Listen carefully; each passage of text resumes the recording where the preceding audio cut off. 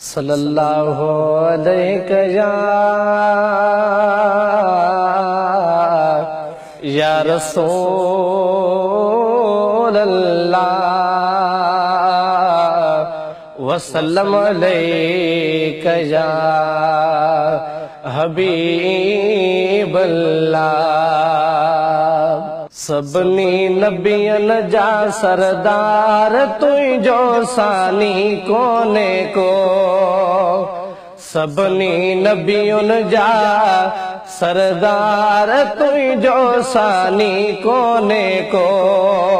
फरमायो पालनहार तुझो सानी कोने को, सबनी नबियुन जा सरदार तुझो सानी कोने को, सबनी नबियुन जा सरदार तुझो सानी कोने को।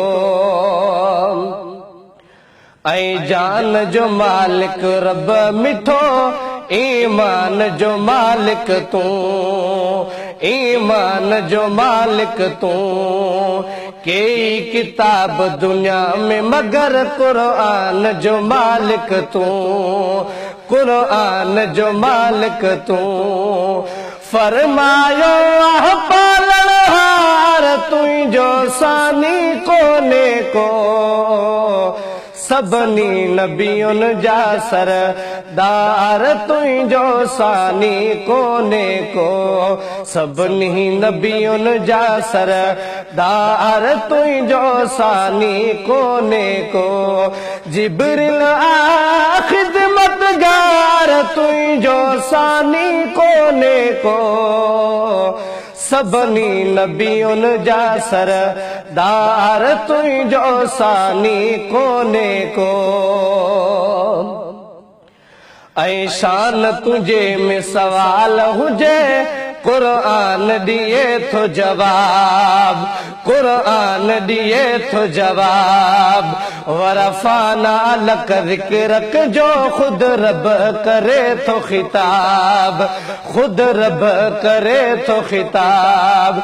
तो सा खास खुदा जो प्यार तुझो सानी कोने को, सबनी नबियुन जा सरदार तुझो सानी कोने को, सबनी नबियुन जा सरदार तुझो सानी कोने को। आंगुर जेत इशारे सा चंद्र चीरण तुझो खासोवा, चंद्र चीरण तुझो खासोवा। आंगुर जेत इशारे सा चंद्र चीरण तुझो खासोवा। ताकत वारो समझी तडे करी बख्श वर तो पासोवा, करी बख्श वर तो पासोवा।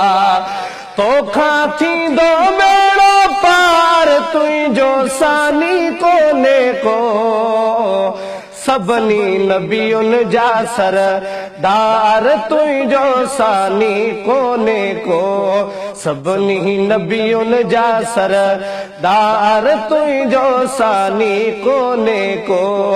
जिब्रील खिदमतगार तुझो सानी कोने को, सबनी नबियुन जा सरदार तुझो सानी कोने को।